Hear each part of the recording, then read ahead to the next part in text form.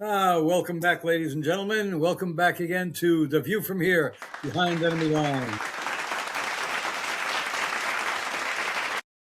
Anyway, Michael and I are going to talk about something that he thought we should cover that nobody really covers. Michael, you want to tell the audience? Well, I suggested to Roy that we discuss mortality in all forms, because it's not just about mortality is not just about losing one's life. It could be also about losing a pet, family member. It could be about losing one's neighborhood. It could be about losing anything. But I think there's three things that are associated with mortality. One is birth, and the other one is resurrection. And that, I think, is Roy's department. I would like Roy to tell us what he thinks of the resurrection of Jesus Christ, what it means to him, and what he thinks it means to the world. Yes, I'm putting you on the spot. Yes. Well, the resurrection, of course, most people know, or at least Christians know, that Jesus was crucified after being tortured by the Romans at the behest of the Hebrew leaders who were afraid of the message Jesus was bringing, which undermined their authority. That was the whole thing. It all comes down to authority. And he came back.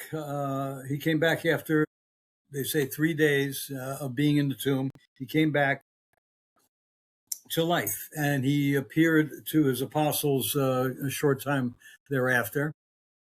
And apparently the one who hadn't seen him when he first came, Thomas, became known as Doubting Thomas because he didn't believe what the others were telling him, that Jesus had come back and so forth. And that's where you get the story of Jesus telling him, "Up, you want to put your hands through the holes, your fingers through the holes in my hands," which was actually probably over here. Actually, he was crucified. That's how he used to do it. Yeah, over here you fall right off. Right. Anyway. So Jesus, according to the Bible, according to the prophets, died for our sins so that we would be cleansed of what was known as original sin, which dates back all the way to Adam and Eve in the garden.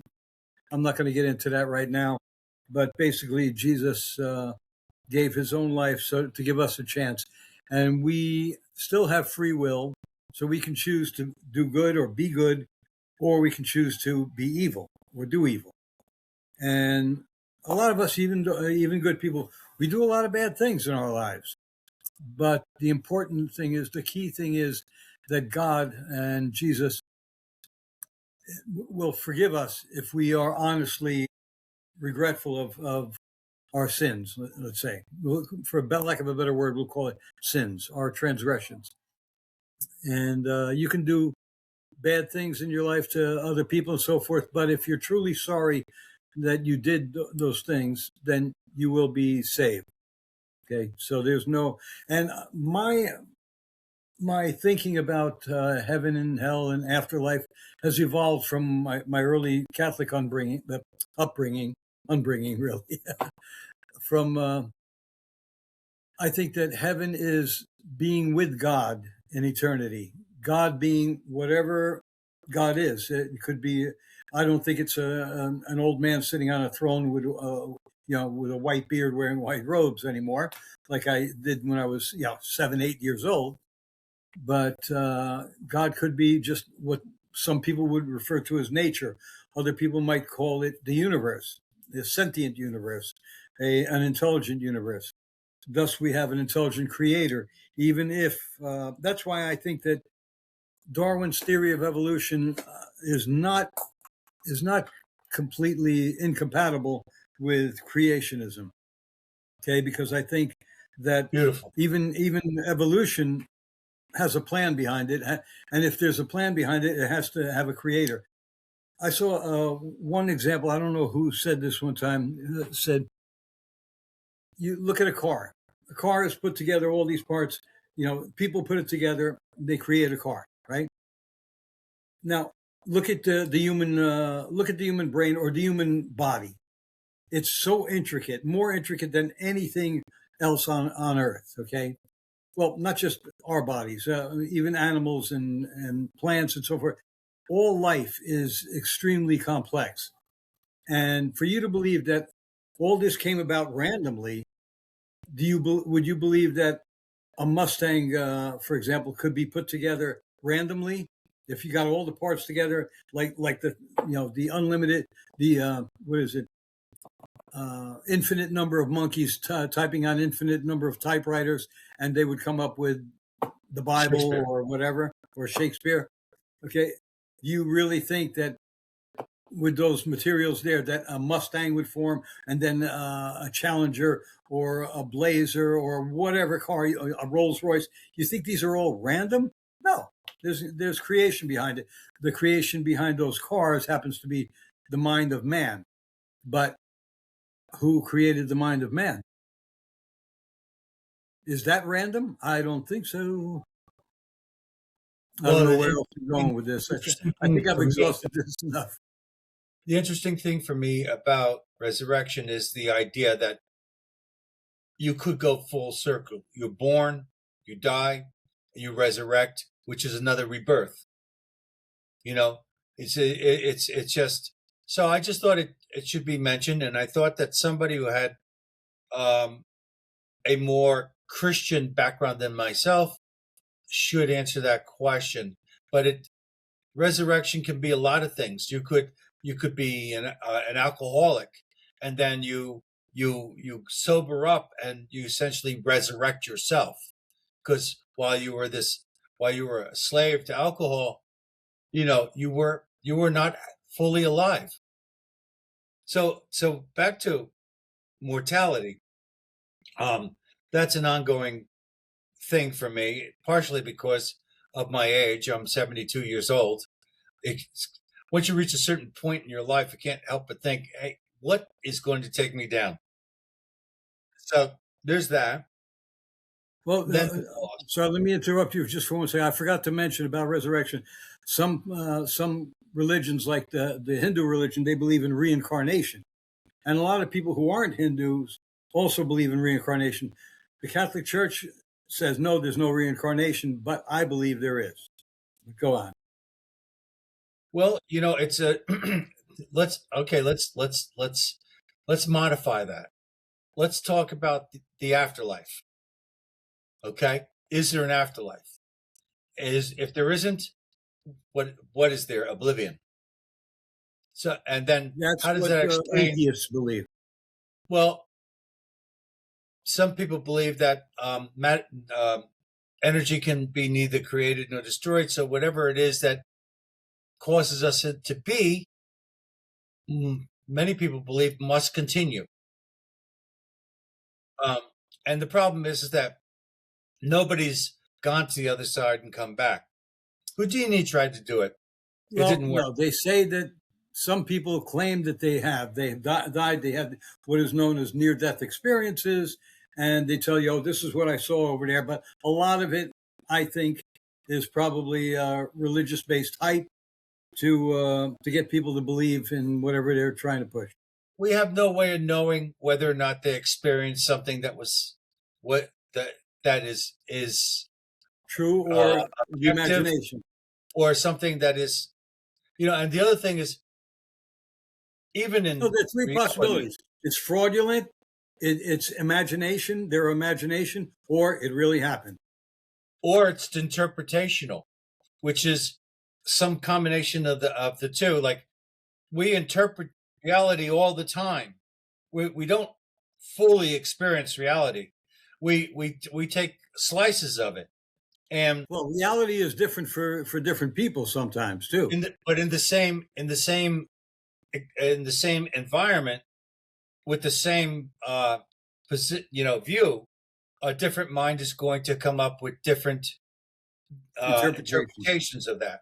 So again, we're stuck with the thing is, we have these stories, okay, perception. of what might be if there is an afterlife, and we have no proof. So the question is, okay, I'll give you my opinion. My opinion is we continue. That this life is simply a precursor to another form of existence. I believe that if there is reincarnation, it's out of choice. You know, you may feel as though, there's things I missed. I want to go back. I don't know, but that's ultimately the answer I have for you. I don't know. I've never Maybe heard instead of anybody life, else. if you use the term existence continues, maybe more people will be able to at least listen to what you're saying. If you say, I "Oh, sure life as hell don't. continues," and atheists will say, "No, it doesn't." But yeah, your existence continues. Something continues. It's I easier for them don't to believe there's a bunch of consider virgins that. waiting. That's for sure. Sorry? I don't believe there's a bunch of virgins waiting for me. Oh, no. That to me is Or raisins. I don't that think to me that. is I don't bogus. think we're going to be greeted with raisins on the other side. So another thing about mortality is today, Mr. Fauci, with the Fauci ouchie, he was grilled by the congressman, and over 71 times he invoked the Fifth Amendment. And They were he's got asking him, immunity, I hear, yeah. which Well, means that's contempt of Congress each time. the other thing is that I think Biden must have given him a pardon for for a Or crime the that, oil pen did. Someone did, but not Biden himself. well, somebody did. But the thing is that they have over 1,000 documents that he wrote, and Fauci was more concerned about his star status than it seemed like he was the world. Um, uh, he did a lot of things wrong, um, and regardless of whether or not they get him to admit it personally, they're going to expose a lot of information. I think those in the know, those who have been following this, like Roy and I, we pretty much figure he's got he should be executed for the murder of millions. But then again, we're also talking about the CDC failed us, WHO failed us, American Medical Association failed us, our states failed us. This was, you know, this was, there's a lot of death involved in this power play that they had. But again, they made another mistake. They let Trump back in. So he's They didn't upsetting let the. him. They tried to keep him out. They did They didn't three let him. times, 4 times. They were unable to stop him. Let's put it that way. Well, Trump is like Martin Luther King. Trump said they'll probably end up assassinating me. I hope A not. lot of people may not be happy with that relationship that I used Martin Luther King, but the fact of the matter is, I know very little about Martin Luther King, but what little I know about him was very impressive. Yeah, he was a human being. Uh, he he had his dark side, but the fact of the Oh matter yeah, is, he was responsible for a lot of good. yes, he I love was. some of his speeches, and he beat some of the other people that were speaking for the black community. But mortality, it comes to us all. There's a phrase I was taught when I was 16 years old. In the middle of smoking a joint, somebody started laughing and says, no one gets out alive. Well, that was Jim Morrison of the Doors put that in one of his songs, I think. Okay. But the thing is that ever since I was a kid, mortality was an issue. First time I really experienced mortality, you know, and a family member was my Uncle Frank. And so I'm at the funeral. I'm 8 years old. I see his dead body. I know he's dead. I understand what dead is. I didn't know what to feel. It was like, it just seemed so alien, the whole thing. Of course, I was never at a funeral, so it just felt really strange. I didn't know how to act. I know I was supposed to keep quiet. I was about it. It's funny. The first formal funeral I ever went to, my father took me. He said, "You got to start going to these things. You know, you're going to be going to a lot more in the future," which unfortunately is true. And I went there. I was 15 years old. I was naive. I thought everything would be hushed. You know, I mean, you see these films on TV where, you know, the women are crying and weeping, you know, gnashing their teeth and so forth. And otherwise, everybody is very quiet, very solemn. I get there, you know, I mean, there you got the viewing, then outside the room and even inside the room where the casket was, people are talking, chattering away. It's like a social event. I was horrified. I'm 15 years old. I was like, there's no respect. You know? I mean, that was incest. I was naive, of course. But the first time I accepted my own mortality was when I had my head-on collision back in the mid-'80s. And it was a bad time for me. It took a while for me to recover from and everything. But it was the first time when I'm sitting there in the hospital and I realized, oh my God, I'm not invincible. I'm not going to be here forever. I mean, I knew that beforehand. I knew that intellectually, but that was the first time it really sunk in. And I realized, hey, I am expendable. I am not here to, I'm not here to, you know, to live forever on this earth, in this life, that is. And it really hit me hard, you know. And I remember crying because I cried because my sons could have grown up without me and without knowing me at all, and so forth, things like that. And I'd never get to see any grandchildren, things like that. But it really hit me hard when I realized, you know, I'm not invincible. And at the time of the accident, I was in great physical shape, great physical condition, and it was because of that that helped me survive this collision. You know, Well, I won't get into details of what was wrong with me, but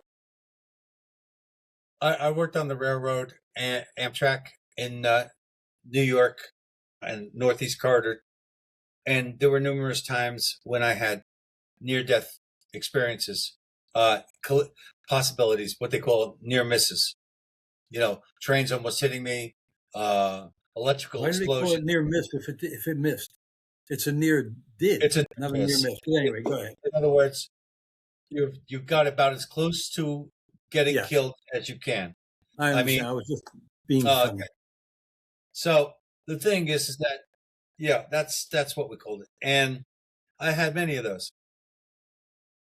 As a matter of fact, as I was getting close to retirement, I was daydreaming so much that I had more of them because I'd be walking down the Distracted, rails, or I'd be at some spot, and I just was daydreaming about leaving. not paying So attention to what you were doing. exactly. So I just had to get out of there. Otherwise, I would have. I mean, there were times I was walking down the road, down the rails, and I didn't I didn't know the train was on top of me until it passed me by. I'm literally walking. All of a sudden, the train, which is moving 50, 60 miles an hour, is going by, and it's no more than 2 or 3 feet away from me. I didn't Well, even you know it did was a there. Hindu thing. You did a Hindu thing. That's the biggest killer in India is trains. Yeah. Well, what a lot of people don't understand is, especially with uh, uh, the cars where you have storage cars where you're putting like stuff to deliver. Yeah, Sometimes because they use a lot of wire wrap to secure the bundles, you and could trip sometimes over it. those wires break loose and they drag along the tracks. So you can actually get hit by one of these wires going 40, 50 miles an hour. When I was in Conrail, they were pulling rail. They had a rail car, and we had it secured to another rail, bolted down, and there's with a long cable, right? So the rail car is moving away slowly, only at a mile or two, etc. And then the cable broke at the opposite end, and that thing freaking whipped around. That hits you, you're crippled for life or dead. If you live, Yes, yeah, it's wicked. The I mean, same something like that problem could can cut you in happen half. I'd imagine. with uh, sailors. Like if they have that they're pulling up the Anchor. chain and stuff. If those chains break or the ropes break, whatever it is, the bulwark, whatever it is that it is, if that breaks, it makes an S pattern and it snaps like a whip, and it'll kill everybody there. It's just wicked. So I wouldn't say it became immune to it, but when you work in a dangerous environment like that, and you're constantly close to death, you Get jaded, maybe. it messes your head up. You get jaded. You just learn to you get used to almost anything. If I can get used to Roy, you can get used to anything. It's like acceptance, maybe, where hey, if it's going to happen, it's going to happen. Hey, that's it. Right. Kind of like that. The thing is, you're more vulnerable if you're scared all the time. True, because you bring about what you think of the most. Right. And you're so busy about trying to cover your ass, you're not paying attention to the environment. I have an old friend from childhood who recently retired. A couple of years ago, he retired. Now, lately, he's a little younger than I am. Recently, they've told me that he is obsessed with fear of death. He's afraid of dying. Now that he's not busy all the time, he used to fly all over the world. He used to be on phone calls all the time, go to meetings. But now that he's at home, a lot of what he thinks about is that he might be dying soon, which is not good. Well, it is true, and the thing is, he's not occupied. He needs something to keep himself busy. Exactly. If that's all you're going to do, first of all, if you're just going to sit for the rest of your life in front of the TV, you can't. That you're miserable right off the bat. Yeah. Okay. Well, I know he still plays golf. He's an avid golfer all his life. Okay, but that's not enough. I mean, they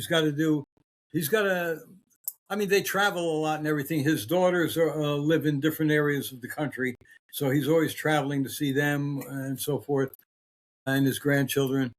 Or he travels to Europe or wherever with his wife. But he's just obsessed with this, which is not healthy. Right. Not healthy at all. But I don't think there's anything you can do for him because of the fact that if he's still active and he's still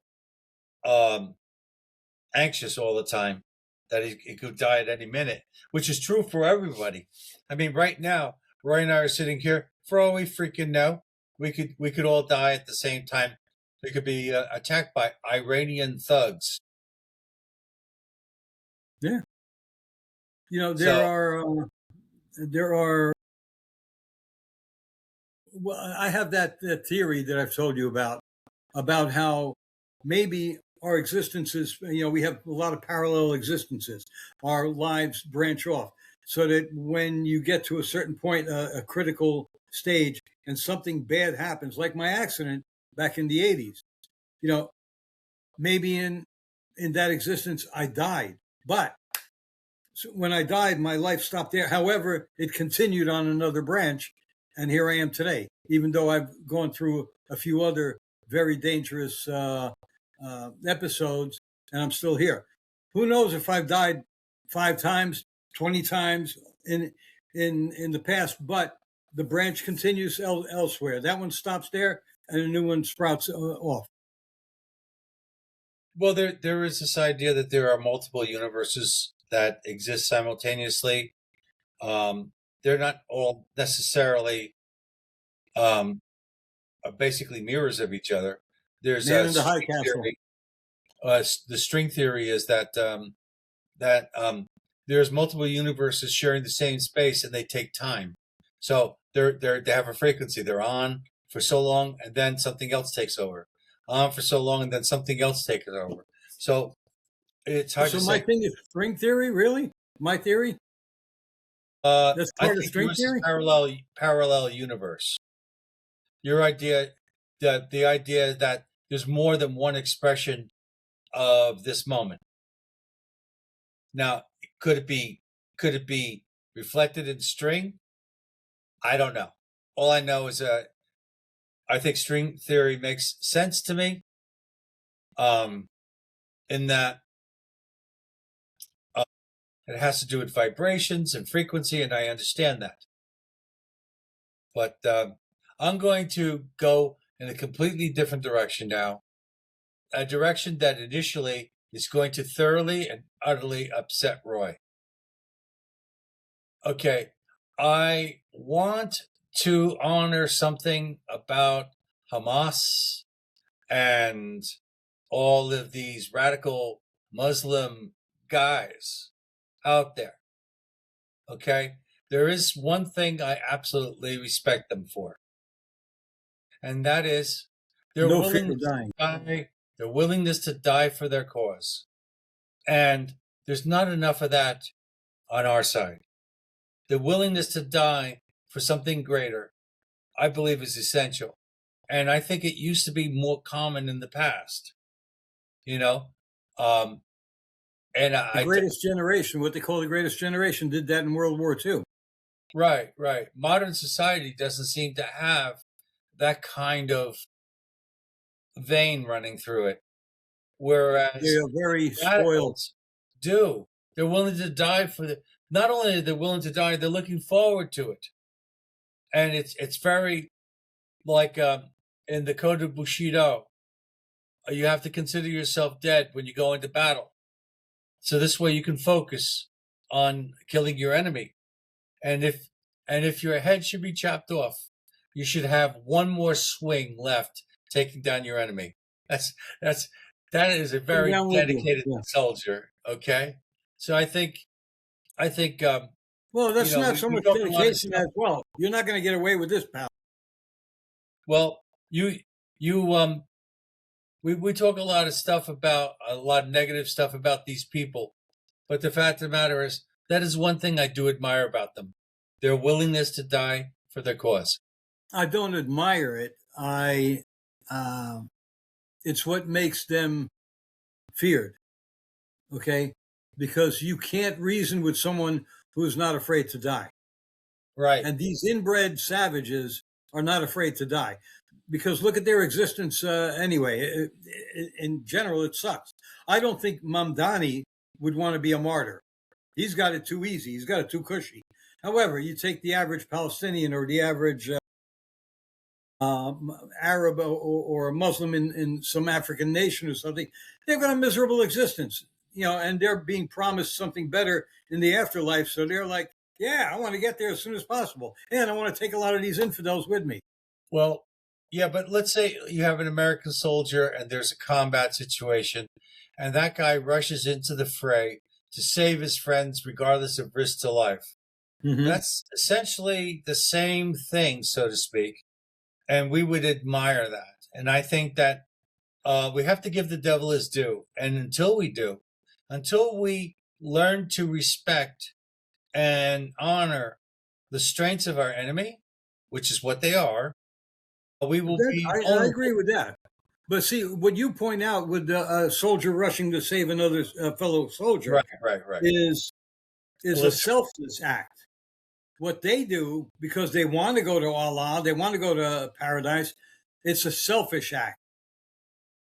that's an interesting argument. I actually, let me think about that because you caught me off guard on that. That's a really solid argument. Yeah, because they're. Of course it is. I Yeah, came up you're with right. it. You're right because it's a contractual thing. They're it's they yeah they've been taught that when they go up there they're going to have everything they have down here times 10. Okay. Plus, if they take the enemy, the infidels with them, they're going to really be honored in the afterlife. Right. So you're right. It's contractual versus the guy I knew a guy who's when I was a selfless. kid. Oh yeah, you might be right about that, but still, so maybe what we need is some contractual reason. We'll be in the newspaper. We'll get a pat on the back. Donald Well, Trump see, will go no, ahead and see, visit look, us at the funeral. I knew a guy when I was young. He was a few years older than me. We were in the Scouts together for a while, but he was a neighbor. He lived not far, and his father had businesses like my father did, and so forth. They knew each other. Anyway, Jack got drafted into the Marines during the Vietnam War, and he was at the draft station, whatever you call it, at the medical thing, and a Marine sergeant came into the room, picked the six of the biggest guys there, and Jack was pretty Right. tall. They picked him as well and five other guys, and they took him away. He became a Marine. Now Jack, until that time, had been like an average American kid in those days. Kind of selfish, kind of self-centered, and so forth. Yeah, it was immature. But he became a Marine, and he was imbued with a love for the United States that only the military can imbue in people. Okay, and he was out in Vietnam. They were fighting in some rice paddies one time, and he got wounded. He got shot in the head. The medics patched him up. They wanted to send him to the rear. He said no. Because there were some guys stuck in the rice paddies that were wounded. He said no. He went out and he started dragging. Actually, that's how he got shot the first time. He was dragging somebody back out of the paddy who couldn't move. So he wanted to go back out. He went back out and he started pulling other people out.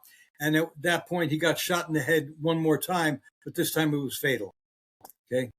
And this was something that nobody who knew him before he went into the Marines would have thought he would ever have done. He never would have sacrificed or put his life in danger for anybody else like that. Maybe family members, but that's it. Okay.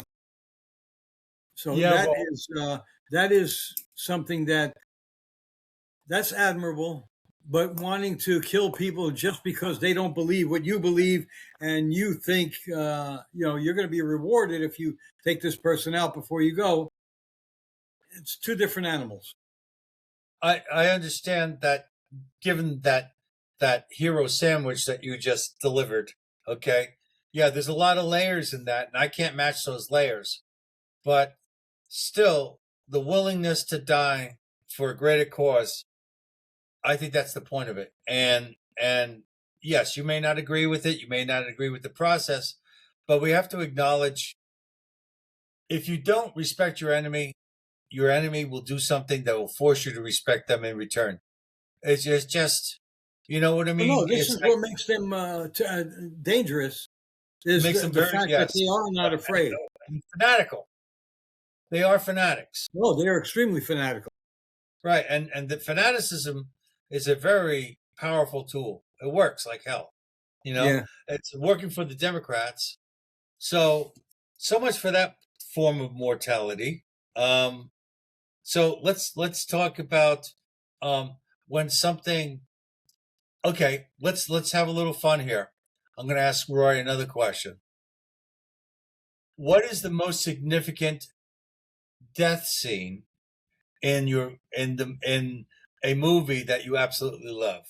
Like the A one scene movie. when you see that person die for whatever reason, it just breaks your heart. Breaks my heart, not makes me happy. Like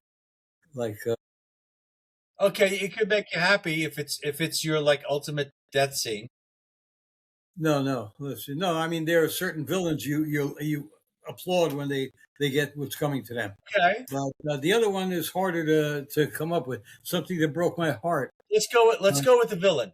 That'll you make it want it easy. in the movie? Does it have to be a movie? Whatever. I remember because let me do this one first. There was a comic book, The Death of Superman, and in the end, it turned out it was an imaginary tale. But at the end, Lex Luthor manages to kill Superman through green kryptonite poisoning. And at the last couple of pages, I was crying. I don't know, maybe 8, 9. I don't remember. And I was crying because Superman had died. And then I was so happy when I found out, oh, this is an imaginary story. Like, you put my guts in the thing, you twisted them around, and then you shook them out and said, okay, you got them back. They're okay now. But that was terrible. And again, it was before I was 10 years old. So that, okay. In the movies now, let's see, something that, there are several. I know, I can't think of any in particular, but I know there have been times when, okay, even though he was a bad guy and he was terrible, and he was even more terrible if you read the book rather than watch the film, the death of Sonny Corleone pissed me off. Okay. All right. That was one, but there were others. Where some, No Country for Old Men, Oh, where the two assassins are in the room. What's his name? The guy who used to be on Cheers, Eddie Harrelson. yes. He's there, and the other guy just Right.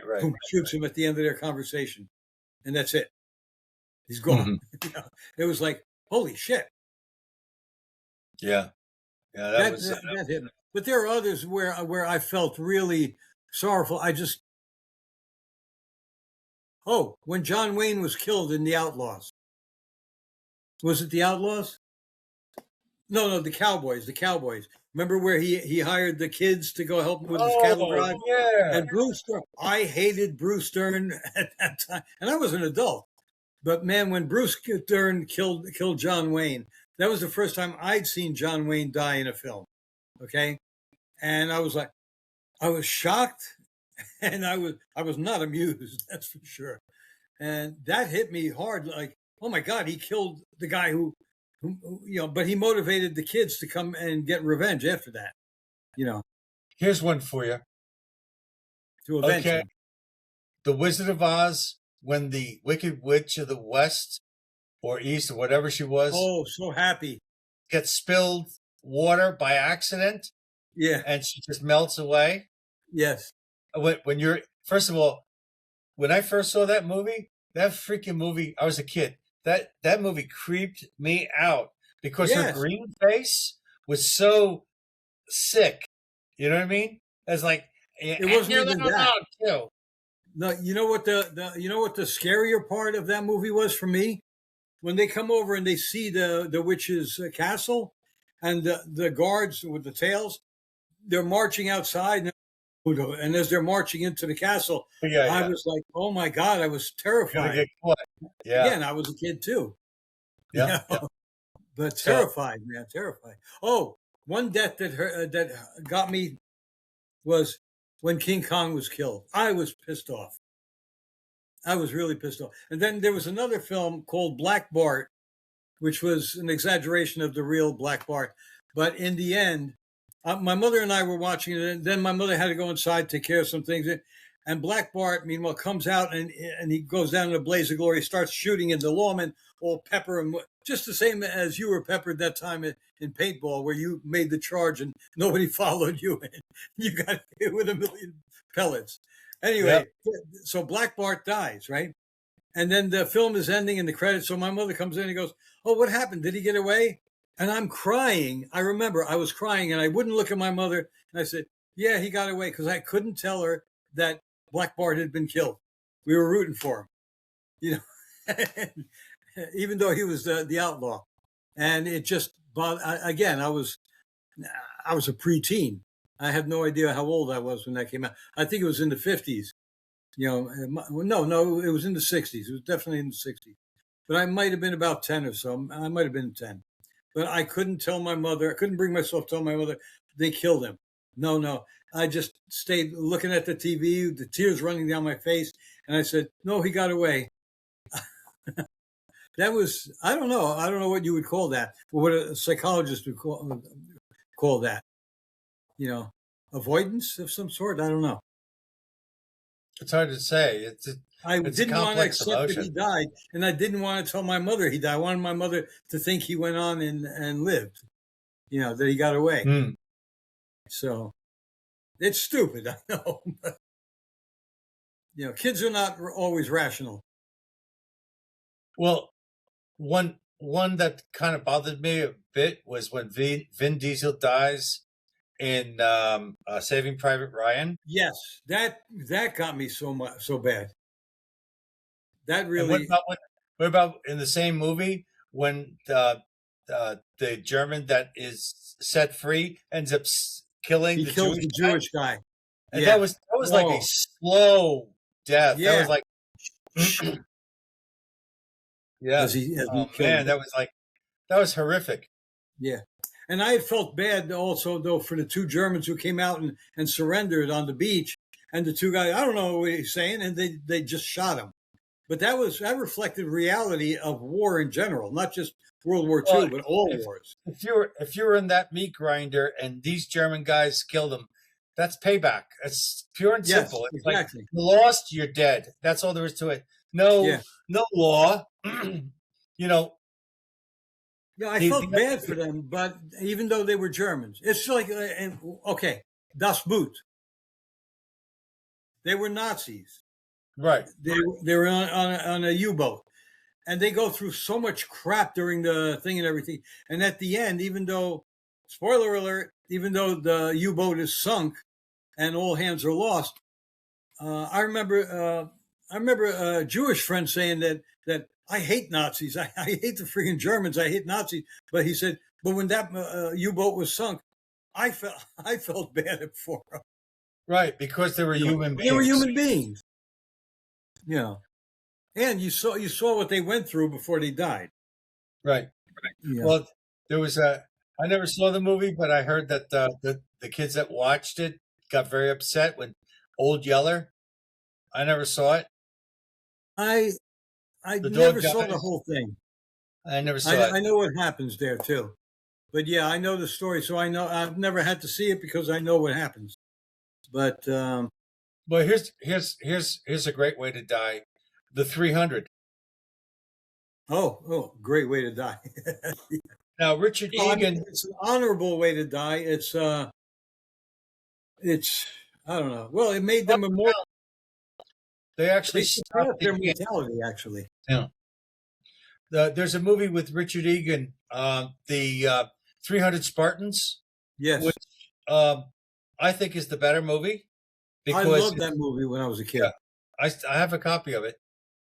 Very, very good movie. And if you want to see a good death, watch the movie. And if the good death is at the very end, watch the movie The Old Way. It's on Prime. Oh, okay. That's a good death. Thanks Also, for spoiling it did you for ever me. see the Last Samurai? That was with Tom Cruise, right? Yeah. I haven't seen it yet. That's Oh my another God. one on my list. Such a Don't necessary tell movie. me. How about, did you ever see The Seven Samurai?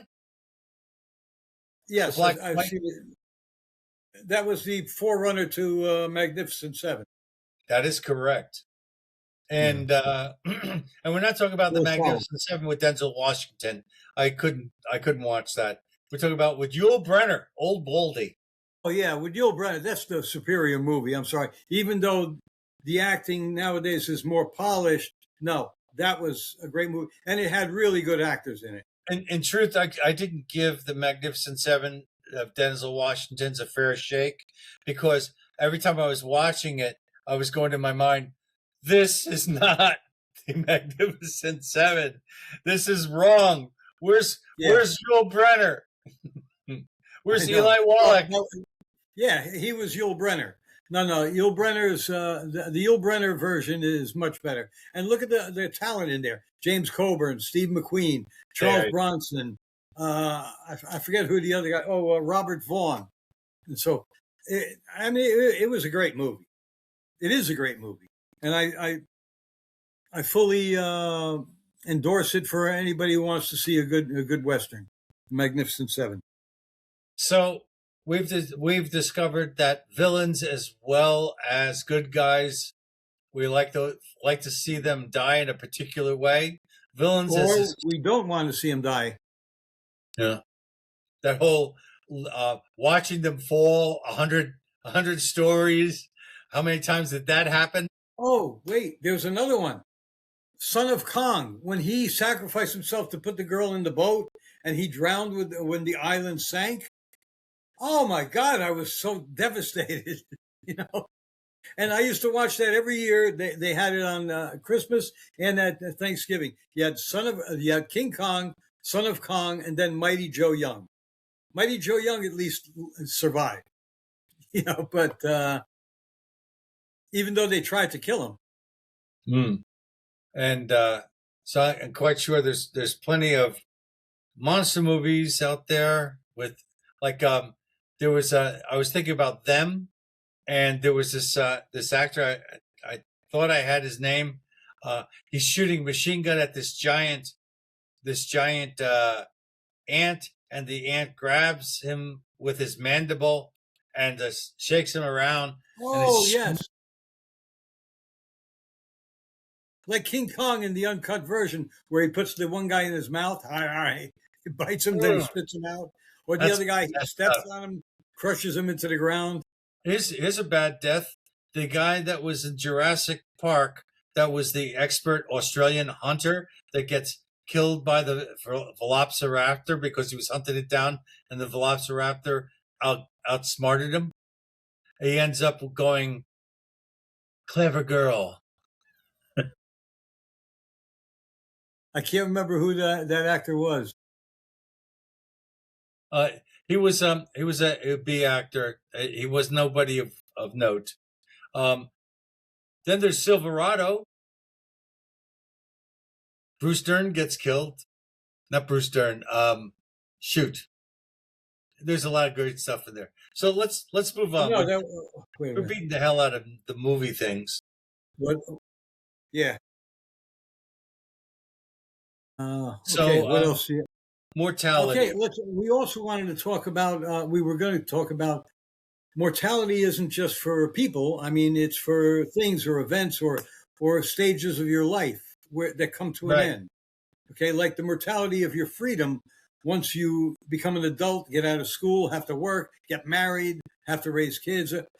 Join the Democratic carefree life from before is gone. Okay, you've evolved, in some cases devolved into a different lifestyle. Yes, you kill. You step from one phase to the other, which kills the other. In other words, once you become a teenager, you're no longer a child. Once you become a child, you know everything. Yes. And once you become an adult, you're no longer responsible. Well, no, only if you're married. Oh, divorce. I like the thing that Mark Twain once wrote.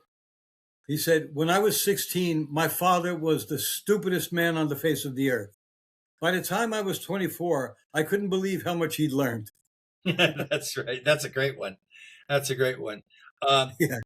Divorce is the death of a marriage to some degree, unless you have children. If you have children, you're still kind of attached. Yeah, there are always going to be some connection. Yes, but in most cases, I think the connection is still good because you got the kid. But there are times when one side or the other will use the kid as weapons against the other. What else? The end of innocence, basically, is when you become a teen, and you leave your teens. You get the end of innocence as a preteen, and then you become an adult. Go into you get out of school. The end of innocence of your teen years. Then in your 20s, there's another different innocence that by the 30s, reality hits in and says, no, this doesn't work for me anymore. And then when you get to your 40s, it's like, holy shit, what happened? I had plans and they didn't work out. And my friend Jerry once said, my friend Jerry the printer, me and a couple of the other guys were talking because we were younger than him by about 10 years. We were in our early 30s at the time.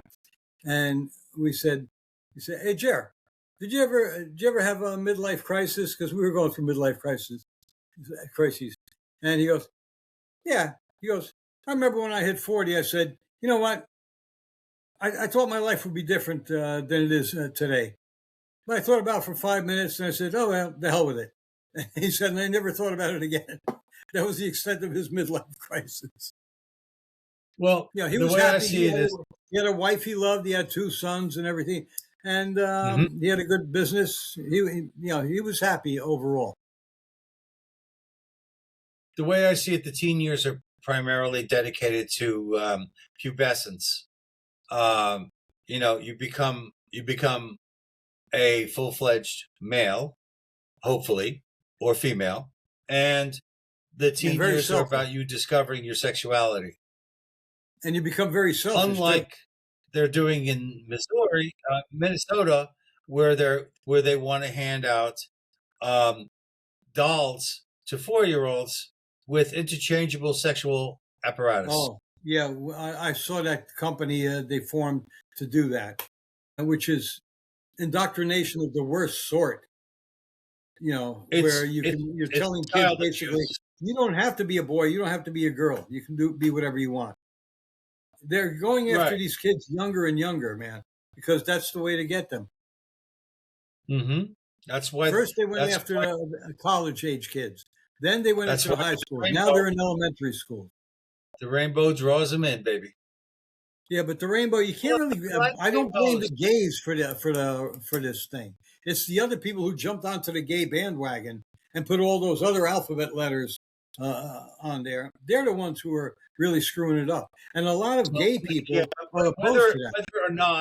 whether or not um, you meant for certain parties to be inside your house. Once they're in, and they're in, and the thing is that it's all been smushed uh, because it's GLBTQ whatever.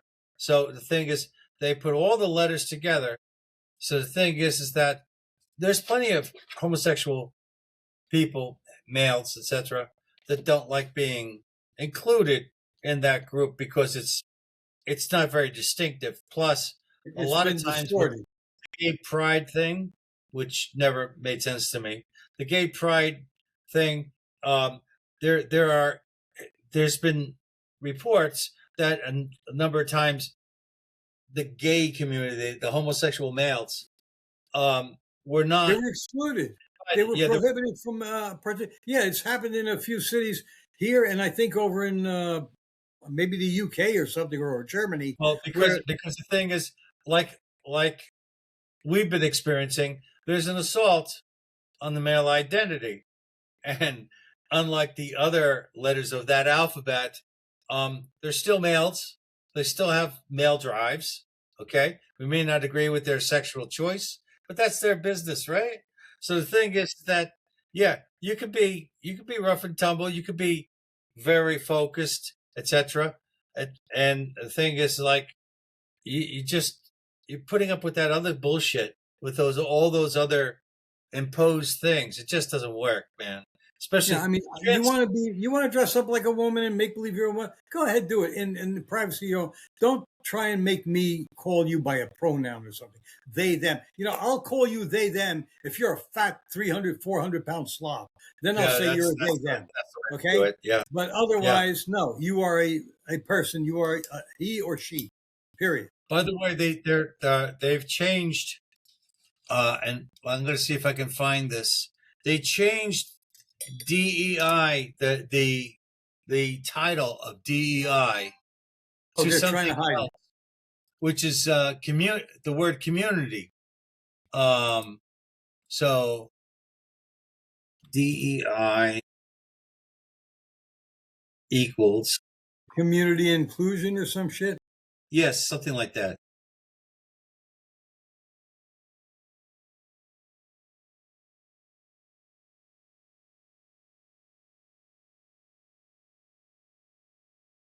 Yeah, they like using the word community of practice, community engagement, community.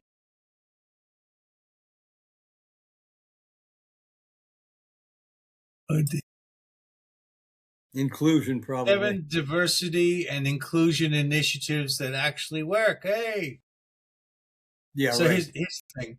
Here's my problem with the whole inclusion crap is that I don't have a problem with including people.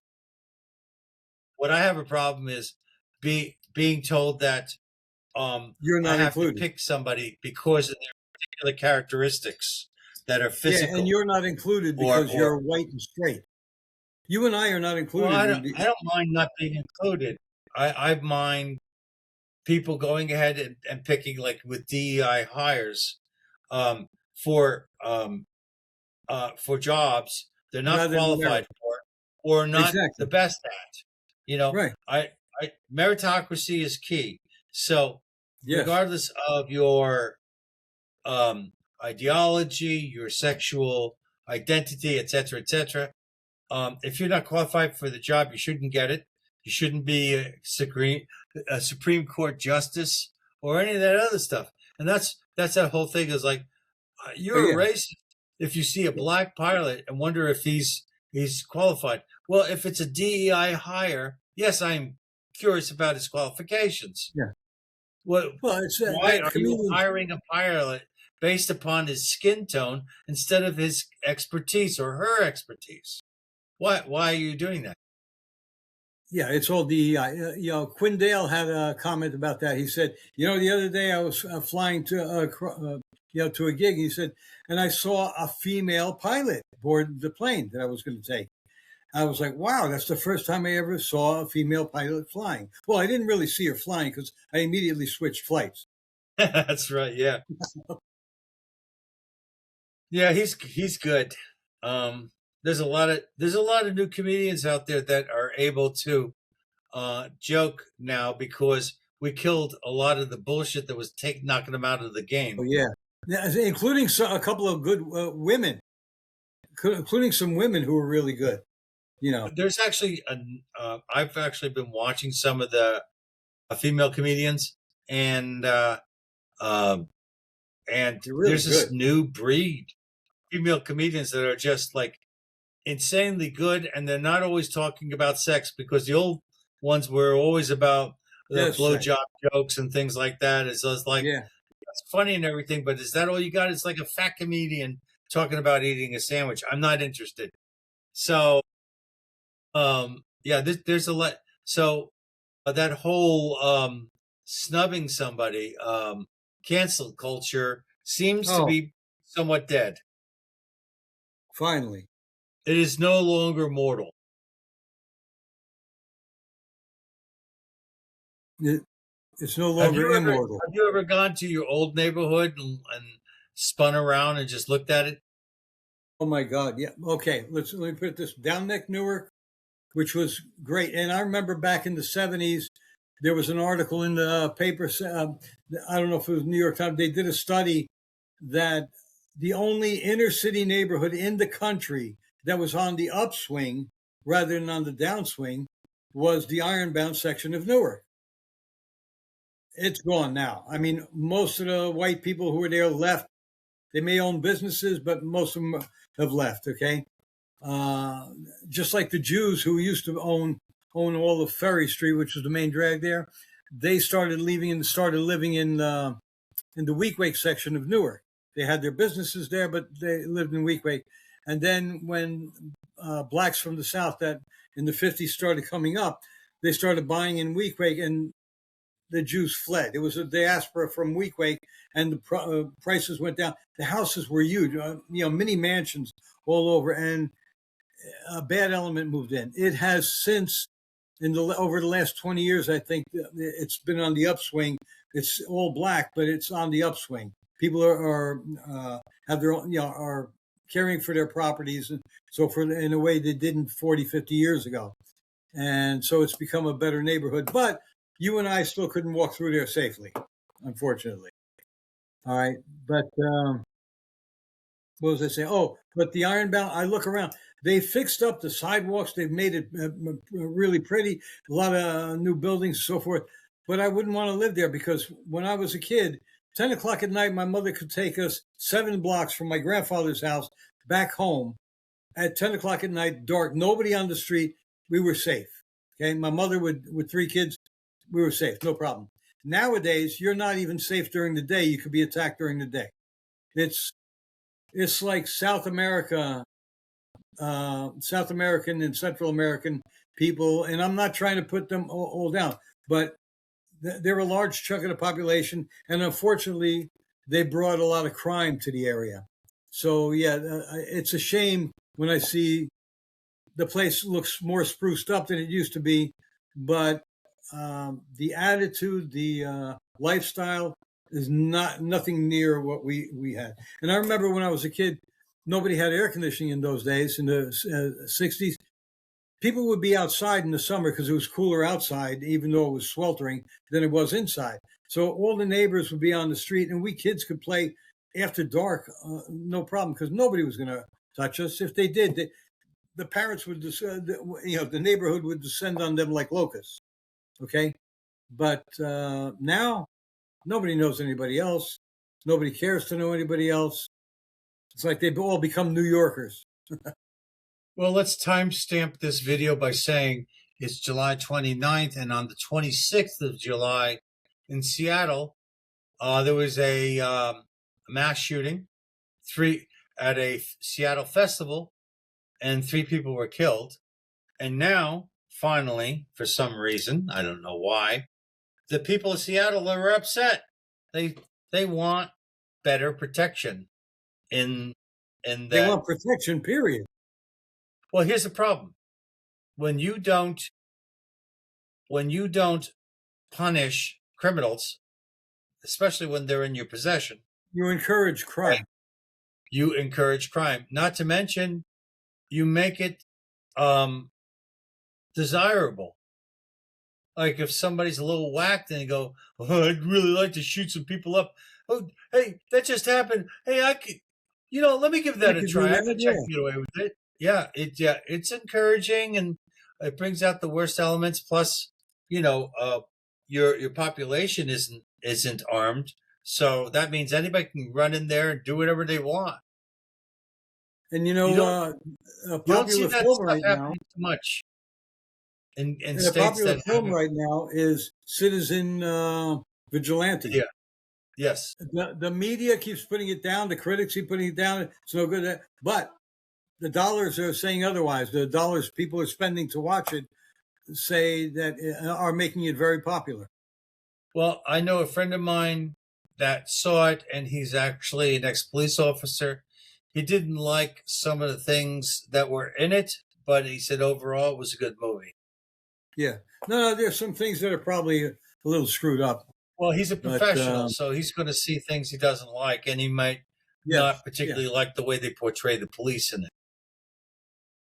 Okay. Unfortunately, the police are being portrayed that way because the politicians are making them act that way. Okay. Look at England. I think that every single police officer in the UK, England, Scotland, Wales, and Ireland should be fired, put in jail for betraying their people, and they should all be replaced. That's it. And you know what? If the replacement means defund all the police, but let the citizens defend themselves, then you're going to have law and order. Okay. In order for that to happen, you have to have civil war. You can't arrest all of the policemen unless it's all the citizens doing it. A revolution. Well, the thing is that there are some changes that are happening here and there. Europe is flipping. I understand there was a major decision in Germany that is cleaning up that mess. Poland, for sure. Poland is teaching the world how to behave. Yeah. Hungary, the guy in charge of Hungary was keeping out the immigrants, and now they got him out of office. The left has taken him out of office.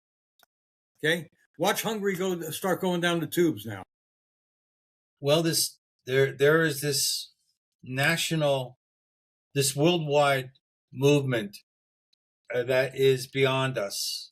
Something in the darkness is stirring, and it is worldwide. And it's all about creating chaos. And it's all about destroying any form of government. So this way, it can institute total control. It can institute basically kingship, It's funny you or mentioned that queenship. because I was watching something about, listening to something about how fascism has taken over from, how fascism gets to power. All right, why did people put Hitler in? Why did they put Mussolini in? Why did they put fascists in anywhere? Like Pinochet in Chile, for example. And they had socialist people before them who were screwing up the country, and people were unhappy. So the fascists came along and offered something a little different and appealed to their nationalism and so forth and pride, and were able to take power. They became authoritarian in most cases. But Franco, he worked with the Catholic Church to oppose the monarchy, which was becoming very socialist, very leftist.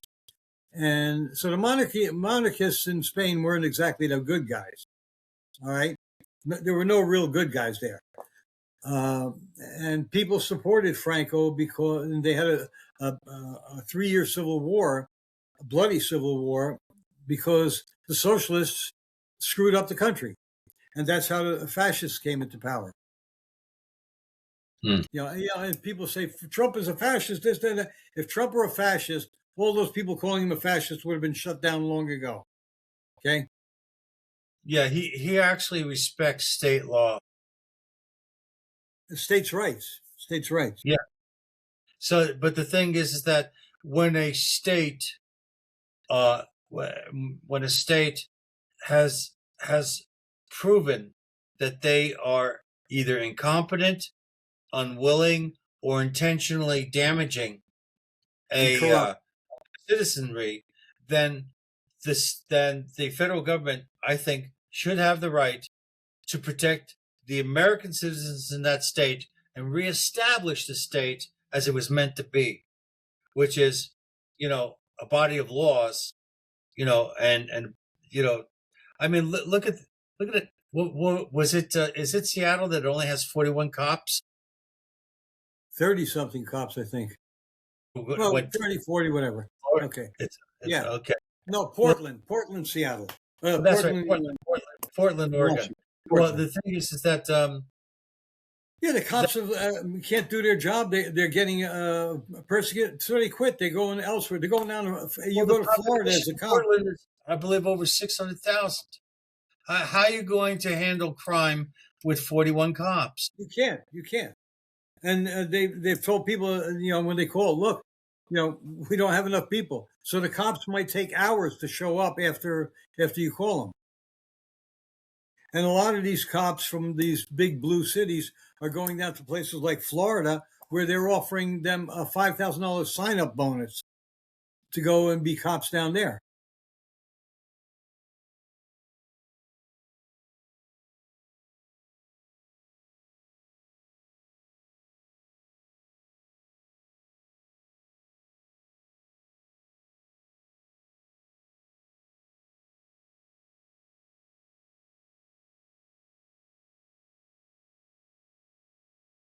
Wow, not the easiest. You would think it would be easier to find.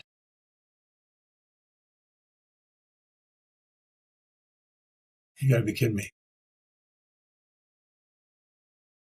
What are you looking for? Uh, The Portland thing? yeah, Yeah, it's it's less than 50 cops for 600,000 people. police staffing. Okay, let me ask Portland you. has 798 sworn police officers. Okay, so that's Portland. So it is Seattle, I think.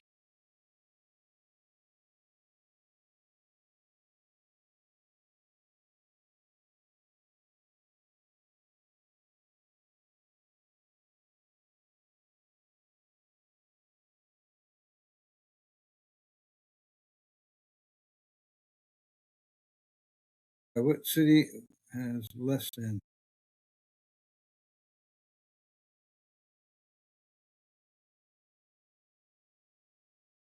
Large city.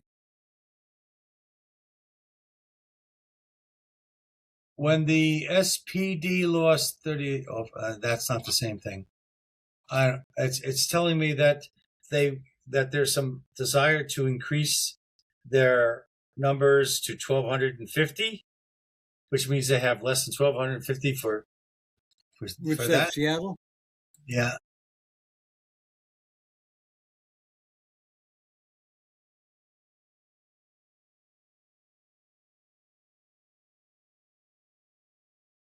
Maybe the number of cops was exaggerated downward. I don't know. My Okay, it biggest says problem is, no large city has. okay, here we go. Here we go. Oh, shoot.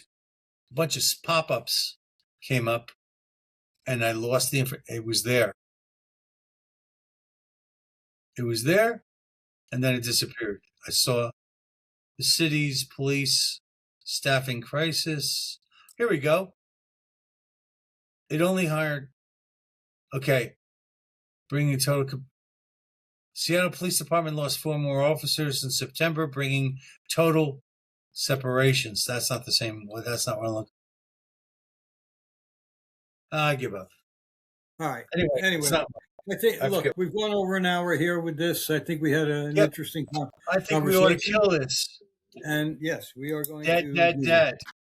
I want to ask all you people who enjoyed this to visit our website, which is The View From Here, BehindEnemyLines.net, and leave us here a 4-star review and share this episode with everyone you know. And Michael's got his own website. I'd like you to visit that, which is Mike. Give us the Friendly Fire board games. There's 6 games that you can actually print and play. So it won't cost you anything but paper and ink.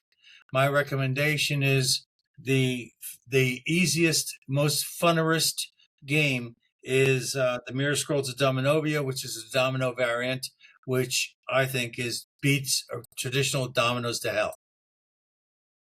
Okay, and that's it for this episode of The View From Here, Behind Enemy Lines.